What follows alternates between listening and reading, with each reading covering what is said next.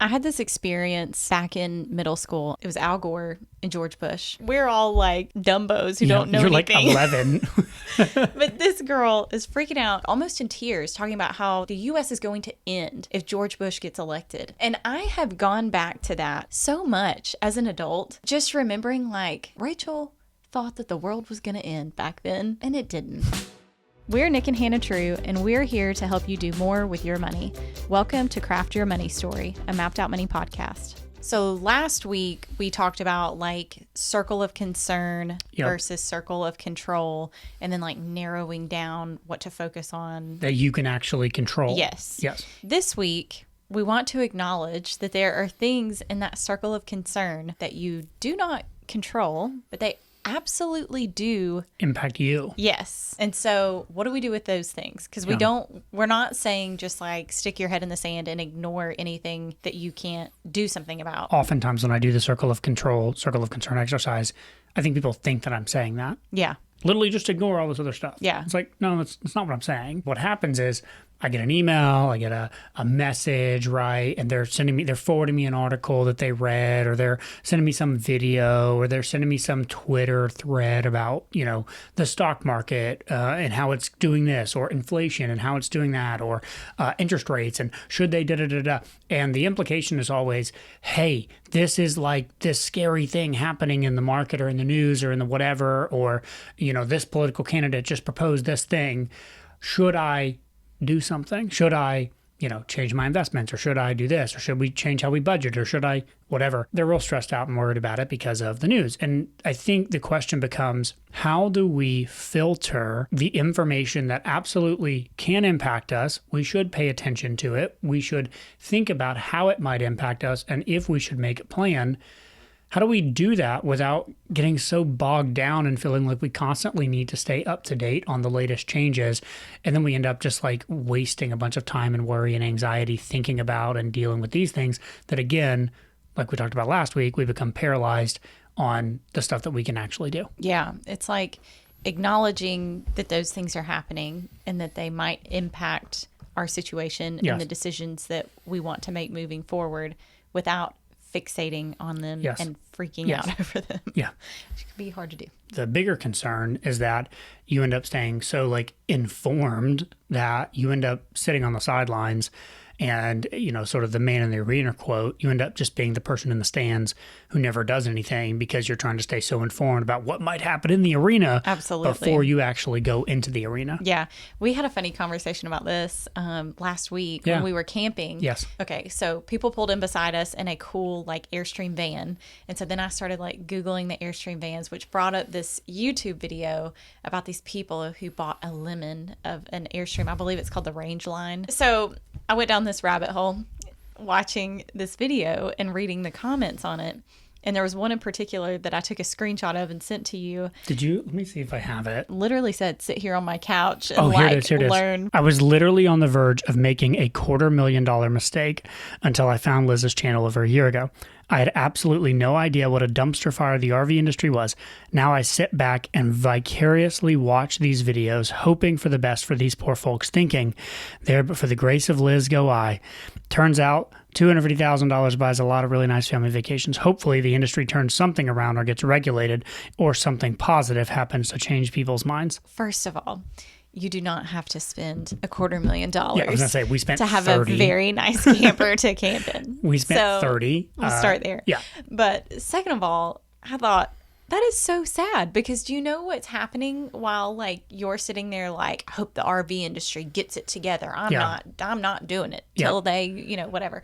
Like there's lots of people out camping and like really enjoying it. Yeah. So, we just thought that was a funny comment. And I thought that was such a good example of looking at these things and going like, these RV companies are making bad decisions and their product isn't as good quality as it used to be and blah, blah, blah. Whereas you could look at it and go, okay, things aren't made to the quality level that they used to be. So I probably need to acknowledge that this isn't going to last as long as I might want it to last. And therefore, how much am I willing to spend on this item? And if you buy new versus buying used, are you getting that much more quality or time use out of the thing? Or are you just getting like better wrapping on, prettier cabinets or prettier whatever? And do I actually have to have that to go out and enjoy a camping trip? And if you really do want that thing, could you buy the older version and paint or do whatever cosmetic things to make it a nice, enjoyable space to be in? Again, don't look at things and let it keep you on the sideline, not living your life, not enjoying the fun thing that you would like to be doing, because this person clearly thinks that they would enjoy RVing. Yes. If only an RV company could get their act together and make a decent RV.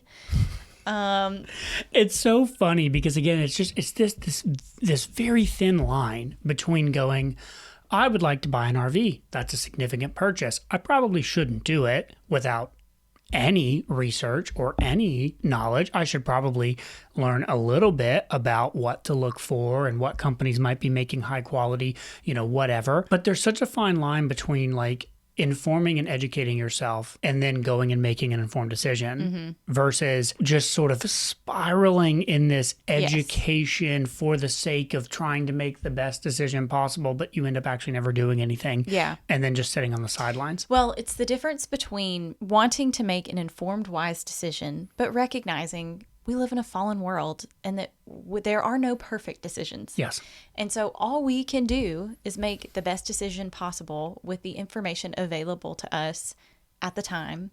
But we don't want to get to the end of our lives and go like, man, I wanted to camp, but the RV industry never got it together and I was never able to do that. And so I just stayed at home watching YouTube videos about the RV. Yeah, about insane. People who screwed up on RVs. It's so crazy. Yeah, don't be that person. So, or at least I don't want to be that person. I don't want to be that person. Yeah. So how do we not be that person? Yeah. So we were talking about kind of like, how do you find this balance of here's the circle of control and concern. Here's the stuff in the circle of concern that I am concerned about that does impact me, but I can't really control it. How do I pay attention to it, but also not get bogged down by it? And there's kind of 3 steps that Hannah and I came up with as we just kind of talk through this that we think are helpful. So the first is going to be asking the question, does this actually impact me? Yeah. And I think that's the first and most important question because, again, I'll have a client email me something that they're stressed out about. And like the first question is, does this, like if this happened, so this law that's getting proposed, or the Fed might cut rates, or they might increase rates. If that thing happens, does it actually impact you? And a lot of the time, the answer is no, not really. And so if that's the case, well, then great. Let's let it go and move on. Now, if it does impact you, then we need to maybe do a little bit more thinking.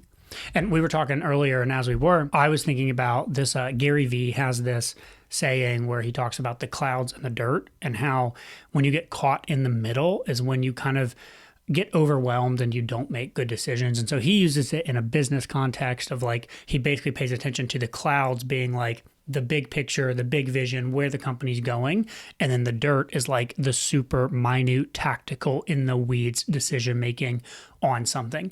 And in the middle is all like the corporate gobbledygook that comes with running a business. And when you get so like bogged down in that, then nothing moves forward. And so I think about that in this context a little bit too. And it's almost like the clouds that are going by are things that could impact you or could not. And we were even saying, if it's not going to impact you, it's kind of like a fluffy cloud. Yeah. And you can see it and you can notice it. And you're like, oh, that's a cloud. And then you move on with your life. Yeah. Now, the things that do impact you, they're kind of like rain clouds. Yeah. And if it's a rain cloud, you should probably pay attention and know like, oh, we might need to prepare for that. We were also saying it's not, rain isn't always a bad thing. Like, okay, maybe it's something that's actually going to improve your investments. Yeah. So maybe it's going to water the things that you've planted. Totally.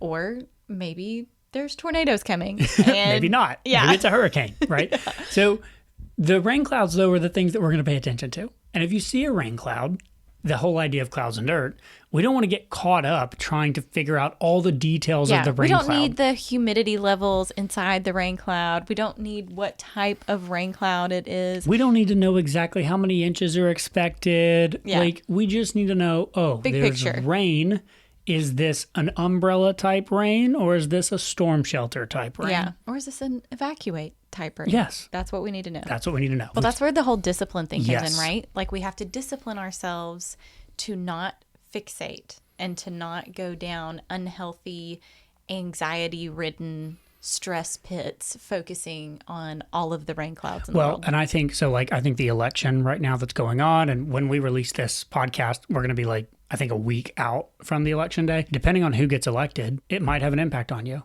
So, should you pay attention to it? Yeah, loosely. Is it helpful to fixate and spend all day on mainstream news or on Twitter reading the constant polling updates, reading the constant policies that are getting proposed, Yeah. reading the constant changes in battlegrounds? No, that's not helpful. All it's going to do is waste your time and keep you, again, on the sidelines instead of actually allowing you to focus on the things that are within your circle of control. I had this experience back in middle school, and I've always been thankful for this. It was Al Gore and George Bush. I was so young, I wouldn't have You even might not known. even remember that. I don't, yeah.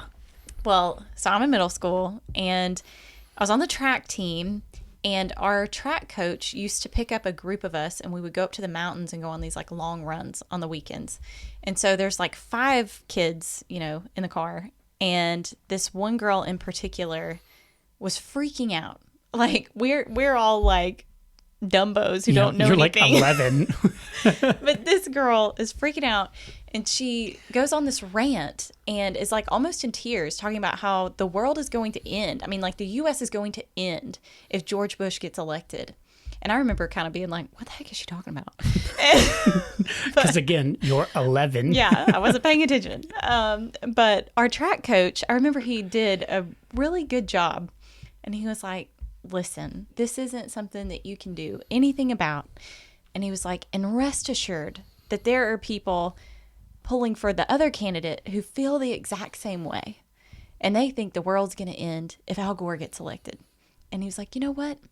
It's really not. The fact is, probably, regardless of who gets elected, your life is largely going to proceed as it's been going. Like, there might be a few changes here or there, or whatever, but like, it's probably still going to keep going. So don't tie yourself up in knots over this.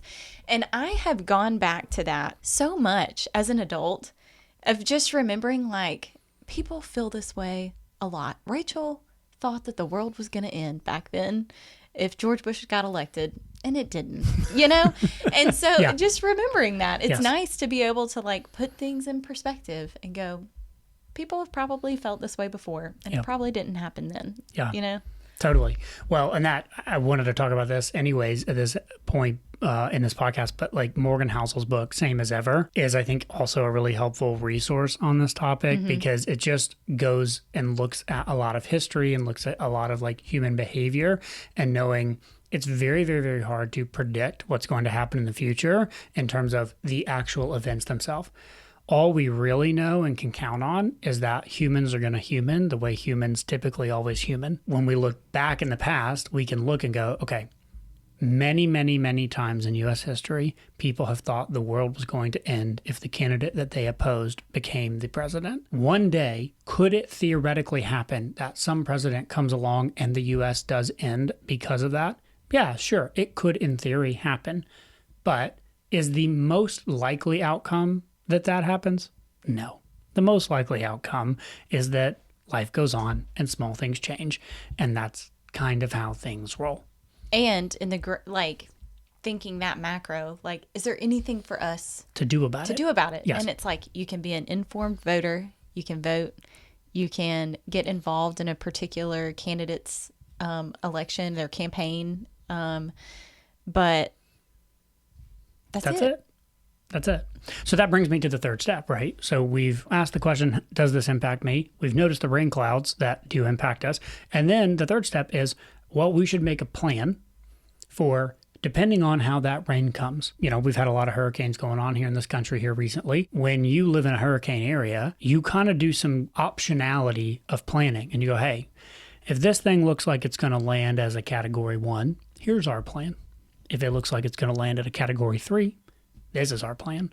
If it looks like it's going to land as a category 5, this is our plan. Yeah. And we can kind of do the same thing with a lot of these different items. Well, I think a lot of times, like initially, our brain tells us like there's just this infinite number of possibilities, and there's just no way that we could plan. Totally. Because we just don't know which one's going to happen. I don't know what's going to happen. Yeah. And in reality, there's probably just a few big picture things that could play out, and you can absolutely think through those and go, okay, well, if this, then that. Yeah. There's certainly only a handful of most likely things that are going to play out. Yeah. So the planning portion becomes thinking through some of these options, making a loose game plan, and then probably the most important part, letting it go and not fixating on the day-to-day today. So we have a few examples that we want to kind of walk through, but the key for this third step is once you, like if we keep with this election thing for a minute, once you kind of think about, okay, if this candidate gets elected, I think maybe I should do this. If this candidate gets elected and enacts the policies they're proposing, maybe I should do that. Right? You could make a little note on a notepad and write out a little quick thing you want to think through. And then the key at that point is don't friggin' pay attention to the election cycle all day, every day, 24 hours a day. We're preaching to ourselves, okay? Yeah, like, totally. I always want to like anything that we talk about, it's because it's top of mind for us Yes, too. it's like not- it's like clients are bringing it to you a lot, and also it's something that we are figuring out like how to work through. Yes. And so But like doom scrolling Twitter or watching your favorite news channel all day is not helpful. And like even certain, because I mean, I try to watch like some political stuff to be informed, and it's I can feel it's like when I've had too much. Oh yeah.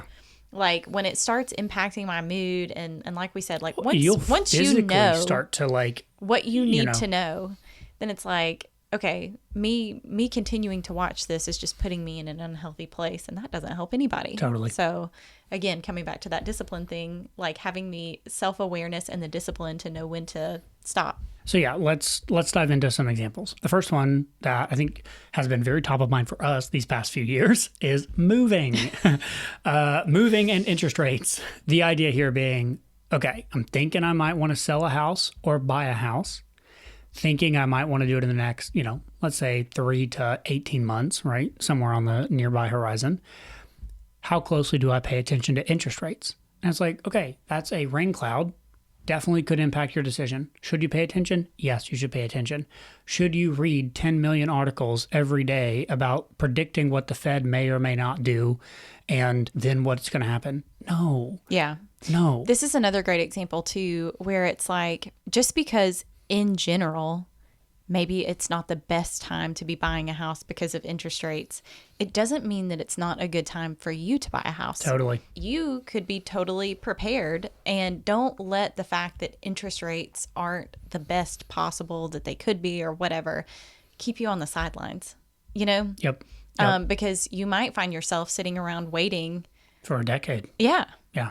And you've sat out, and it's not necessarily, I'm not necessarily pushing anybody to buy. Like, there are absolutely times when it makes sense to rent or whatever. I'm just saying, like, if your goal, if your vision is buying a house and you have prepared well for that, don't let the interest rates in the market be the only thing. That keeps you from it. Because that's the thing you can't control. Yep. So I think if we walk through sort of the questions, then we've identified this does impact us. We need to pay attention to it. So let's make a game plan. This is exactly where I would map out a couple different, scenarios. So we say, okay, if interest rates stay the same, what house can we afford? How much is our budget? Mm-hmm. If interest rates were to go up 0.5% or 1% or 1.5%, what's our budget? Mm-hmm. If interest rates were to go down 0.5%, 1%, 1.5%, what's our budget? Literally just write that out or put it in a spreadsheet or put it somewhere where you can go back to it and then let it go. Yeah. I think that putting it down where you can go back to it is so helpful, because I used to do this in school all the time. Like when I would first get a test, I would write down like the information, the framework information that I had in my head that I needed to answer questions, because our emotions, our stress, or sometimes we just can't think clearly. Totally. And if you've got written out the basic framework of stuff to help you think clearly, it's just really helpful. Yes. When you get in these like higher stress situations. Yes. you can just go back to it, right? And so it's helpful. We do this all the time with writing down options. Like if this happens, then we're going to do that. Because then when inevitably, if you're thinking about buying a house, hopefully you're thinking about it a long time before you're actually planning to do it, right? You're saving up for the down payment, all that. And so when the time comes where you're like, all right, we're ready to start looking, well, you'll know what the interest rates are at that point. And then at that point, are they going to change? Like if you literally enter the buying process, you're actively looking, interest rates are not going to change that much at that point. They might change 0.25%, 0.5% at most. But they're not going to change a ton throughout the buying process. And so then at that point, you look at your previously written down notes and you go, well, we said that if interest rates were doing this, X would be our budget. Then we can have a conversation about if that still holds true or not. But at least you've already made a game plan. So now you're coming into this somewhat sober-minded, having already thought this through and not stressing yourself out about it for the months and months and months leading up to it. Yeah.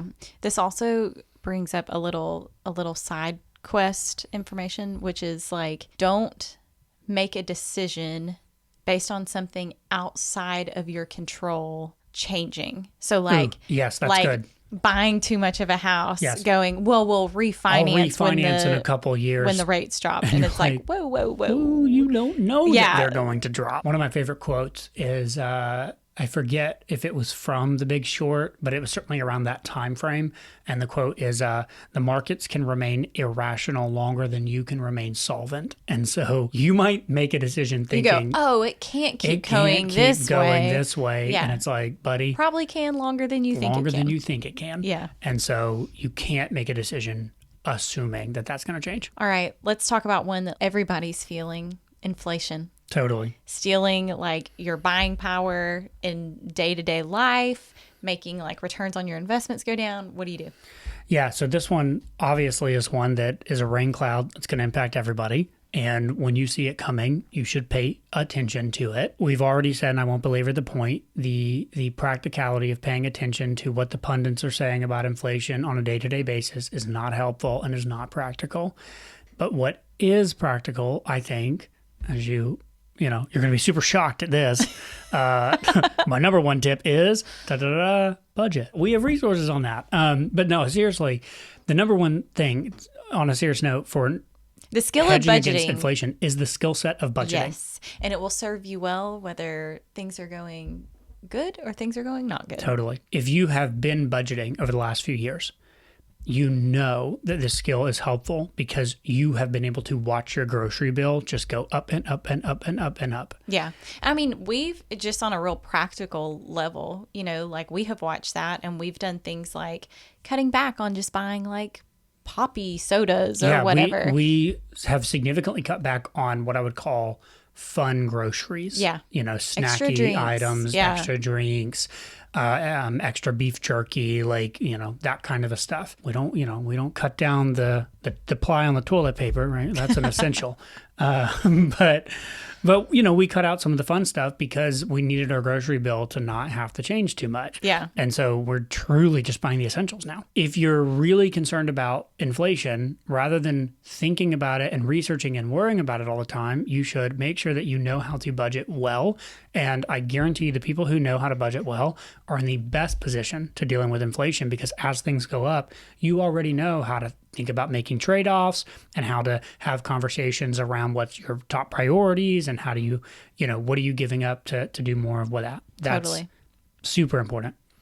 Second, super practical one is going to be to make sure that you are not holding on to more cash than absolutely necessary. And so this is really prioritizing your investments. Part of thinking through that, your video on emergency funds would be really helpful. And so like in that video, you talk about how you don't like having one pot for an emergency fund because it can be really tempting to pull from that for things that aren't really truly emergencies.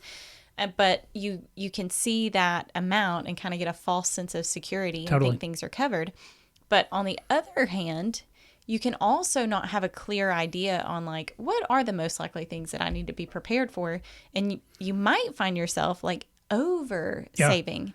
And then, like we said, like when you have inflation working against you and your money is losing power, it's not very helpful to have too much of it sitting there. Yeah. And so breaking things out can be a really helpful way to make sure that you've got what needs to be covered in your savings, but you're also using your money in an effective way to help you gain buying power. I think it's really funny too. Like I think there's a lot of people who listen to this podcast. Some of them might have a hard time imagining that there are people who oversave. But I would actually bucket 3 different types of people. Like I hate the whole like spender versus saver language, but I do think that there are some common types of people that I will encounter. And there is one type of person who tends to be very, very frugal, but not necessarily efficient with their money. Does that make sense? So the idea is they're frugal and they will save a lot of it, but they aren't necessarily thoughtful about how they're using their money for their values. And I've come across folks who will have significant amounts of cash sitting in savings accounts that are earning 0.0%, 1%, 0.1% interest.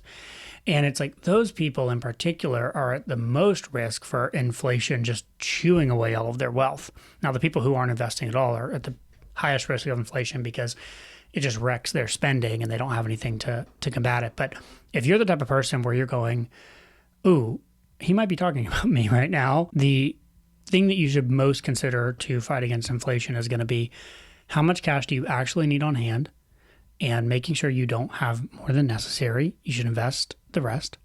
And with the cash that you do have, at the very least, it needs to be in a high yield savings account. There are plenty of savings accounts these days that are paying out 4% or 4.5% or 5% interest. Go find those and make sure that you are putting the vast majority of the money that you have that you don't need in your checking into that account so that at least it is earning that 4 and 5%. So when inflation is 3, 4, 5, 6%. You might not be earning any money, but at least you're not losing any money. We could do probably a whole podcast on this, but the last practical thing would be if you are incredibly concerned about absolute rampant inflation, then you should consider having a portion.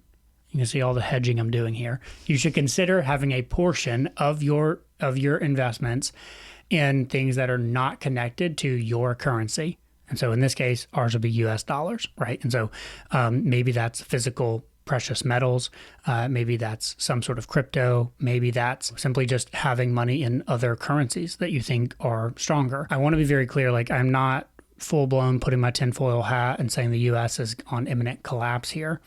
And I actually think that the people who are so concerned about that, the sort of prepping, the people who are building underground bunkers and have 80% of their net worth tied up in Bitcoin, they're taking on a whole separate type of risk, right? They're planning for the US to collapse, but if it doesn't, then you kind of wasted all of your time, energy, and resources on something that never happened. And so I try to take this middle of the road and go, look, I'm not going to sit here and act like the U.S. could never fall and that inflation could never take off in a rampant way. And so we should have some of our investments allocated towards some alternative things that aren't as connected to the U.S. That being said, until I have strong reason to believe that that is imminent, it's only going to be a small portion of what I'm doing to hedge against the sort of catastrophic. Who was that said, like, whatever percentage chance you think?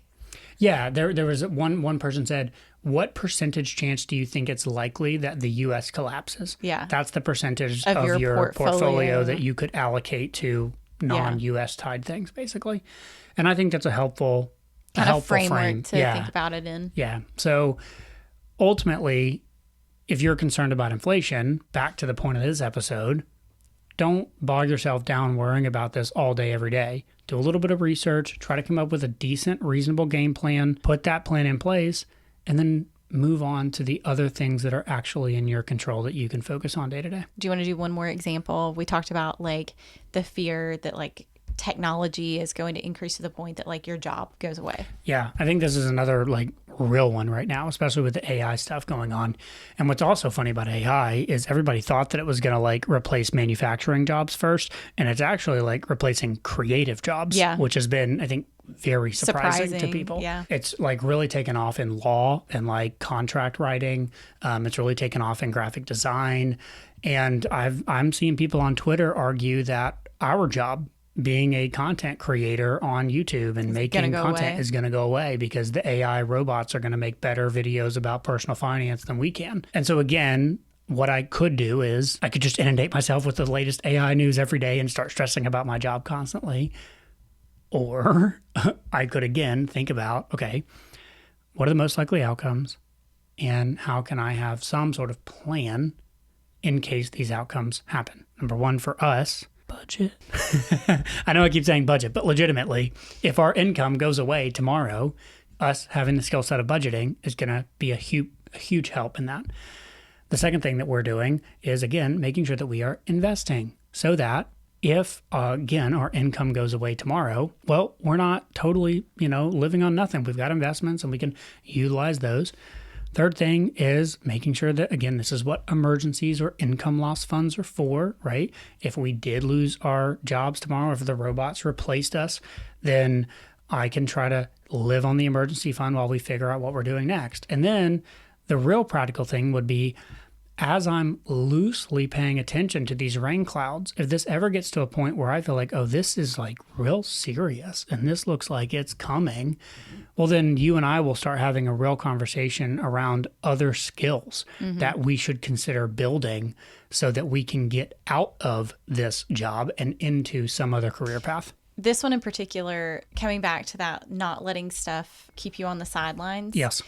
So important because Becky Simpson, this artist that I like, she talks about things like in terms of being like lily pads. She was like, don't worry about if this is what you're going to be doing 5 years from now or whatever. She's like, just jump on the lily pad, because to get to the lily pad after that, you have to get on this lily pad. Yes. Like you can't jump over 5 lily pads to get over here. Like, so just take one little jump at a time and let one thing lead you to the next thing. And I think that's so important, and not letting fear and anxiety and stress about all of these things outside of our control keep us on the sidelines and keep us from taking little jumps at a time that will ultimately lead us to the place that we need to be when this thing does happen. Yeah. Or, Yeah, I think it's really interesting that again, I think this whole episode is just this fine balance between not living totally oblivious and acting like your industry can't be toppled, because absolutely cab drivers can get toppled by Uber. Hotels can get toppled by Airbnb. 100%. Things change. Technology will upset things, and you will and people will lose jobs. So let's not live totally oblivious. At the same time, let's think about, if that starts to come, let's get practical and go, okay, well, what's a skill set? What could I pivot into? How could I do this? And then we have to let go a little bit, focus on the skill set, focus on the plan, and then we can't obsess about it to the point that we get paralyzed. And that's really the theme of this whole episode. I think the last kind of overall thought that I have is going back to this idea of not expecting yourself to make perfect decisions. And as clouds shift around, sun might come through to some different spots that you didn't see before. You might have some new information that you didn't have when you made that decision 4 months ago or whatever. And you might decide that you need to change your direction, sell that thing that you bought, or, whatever. And giving yourself the freedom and flexibility to do that. And it might mean that people think that you're crazy. It might mean that you look like an idiot, but it's it's okay. If you decide, oh, actually, I need to do this thing totally differently than I thought I needed to do it 4 months ago to get where I want to go in this vision that I've laid out for my life, be willing to change and do it regardless of what other people are going to think. Yeah, I love that. I love that. And I think the thing that I just wanted to add is, going back to the book that I mentioned earlier, if you are the type of person who is finding yourself typically inundating, with the news cycle, whether it's politics or financial news or the markets, if you're the kind of person who is looking at the stock market from 9:30 to 4:30, 10 times a day, and checking your portfolio and reading up on Market Watch, and you're constantly obsessing about that, I would really encourage you to consider the fact that predicting the future is almost impossible. But if you're really concerned about the future, the most practical thing that you could do would be to educate yourself on the past. And so I love Morgan Housel's book, Same as Ever, because he focuses on the things that are always true based on the way that humans tend to behave and the things that you can count on based on that behavior. And so if you're like that, just know, hey, practically, I could take this energy and shift it into educating myself on the past. That's actually going to put me in a much better position to be prepared for the future. And so let's just shift that energy into something a little more practical. Totally. And maybe I think we could do an episode on that book in the future. I think that would be fun as well. Yeah. I think last thing for real, what helps us, keeping a biblical perspective on things and like staying in the Bible every day. And when it feels like all hell is breaking loose, keeping an eternal perspective on things. Well, and that goes back to the what is always true that we can build our foundation on. And for you and I, that is our biblical worldview and the foundation there. And so this past year in particular, we've been reading through the Bible just start to finish. And the Old Testament is really fun because you read all of these things that happened 3, 4, 5,000 years ago, whatever it is, right?